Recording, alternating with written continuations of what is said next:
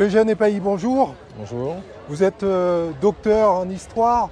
Alors selon vous, quelles sont les actions devrait-on mettre en place pour sauvegarder et prendre soin des différents vestiges de Guyane? Alors je vais répéter ce que je dis depuis plus de 30 ans. Il faut des gens convaincus par la culture au pouvoir et des gens passionnés pour initier ce genre d'initiative, parce que ce n'est pas donné à tout le monde de se lancer dans la culture, gérer la culture scientifique.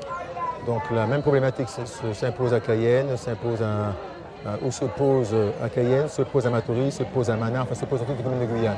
Et, il faut laisser le champ libre, il faut recruter en politique des gens qui ont fait leur preuve et qui sont convaincus par la puissance économique d'un pouvoir culturel et touristique. Dans tous les pays où les gens sont intelligents, ils ont compris que la culture était un facteur de développement touristique et donc par conséquent de développement économique. La Caraïbe l'a compris, la Guadeloupe l'a compris, puisqu'ils ont inventé le Memorial Act, donc j'ai bien, ils ont inventé le Memorial Act. Il n'y a que nous qui sommes désespérément à la traîne. Ce n'est pas un restaurant, une maison ou deux qui peut être appelé politique culturelle. Et là, vous pensez à quelques monuments qui mériteraient d'être restaurés? L'exemple le plus flagrant que nous avons perdu par paresse intellectuelle, c'est la sucrerie Sotro. Dans Sotro se trouvait près de la Levée, où il y avait un projet qui était établi par la DRAC il y a 30 ans, 35 ans, et tout le monde à la mairie de Matoury répétait le nom de Sotro. Finalement, si vous allez à Sotro aujourd'hui, il n'y a plus rien. Donc il y a Sotro en projet de restauration, et puis il y a Sotro qui est un vide culturel. Alors comment expliquez-vous que l'on est prêt en fait à payer un billet d'avion pour se rendre en métropole et payer l'accès à des monuments historiques, et que chez nous, on n'est pas capable de nous en occuper, d'en prendre soin? Bien, les Occitans parlent de niaque. Ce qui nous manque le plus en Guyane, c'est la niaque politique et la niaque culturelle. C'est comme pour le sport.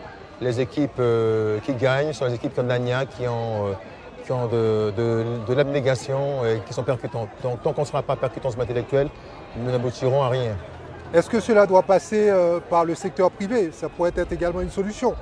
Eh bien, écoutez, j'ai un exemple à Mana où mon cousin a sa maison, son restaurant qui est classé monument historique, le manoir d'Eldorado au bord du fleuve. Le pauvre cousin, il est dans la mare au canard ou le marigot. Depuis au moins 4 ans, il est au chômage technique parce qu'il ne trouve pas de partenaire pour l'accompagner dans la restauration de sa maison qui est classée monument historique, à son grand malheur. Donc il est au chômage technique depuis 4 années et il attend peut-être un miracle qui viendrait du ciel. Mais à mon avis, ce miracle ne viendra pas et la maison risque de s'écrouler un jour ou l'autre. En tant qu'homme d'histoire, est-ce que vous-même, vous avez fait des propositions concrètes? Alors, ma dernière proposition a été adressée à l'ancien maire de Mana, Georges Passion. On a l'impression que vos questions ont été préparées avec moi. Georges Passion, à qui j'avais proposé un musée de l'or clé en main, puisque mon prochain livre sera consacré à l'histoire de l'or de la Mana, 1870 à 2014. J'ai essuyé une fin de non-recevoir poli, tout simplement en n'obtenant aucune réponse au courrier que je lui avais adressé après entretien avec lui. Par conséquent, le crime culturel il est signé. Alors, dernière question, puisqu'on vient d'assister à la signature du projet Casino Théâtre. Quelle est votre opinion là-dessus? Alors, mon opinion est la suivante. Comment ne pas accompagner un privé qui investit dans un pays, dans un territoire comme le nôtre, sans rien demander à qui que ce soit, et qui négocie avec le pouvoir politique local de la mairie de Cayenne, et qui va créer des emplois, qui va créer une activité économique, qui va permettre de fixer le flux financier qui part de la Guyane à travers l'argent que les Guyanais injectent dans l'économie surinamienne et va au Brésil dans les jeux d'argent. Donc, contrairement à une ancienne députée qui était contre, parce que le terme contre n'est pas du tout un terme économique, moi je dis qu'il faut vraiment ne pas avoir de notion d'économie pour être contre un projet comme celui-là.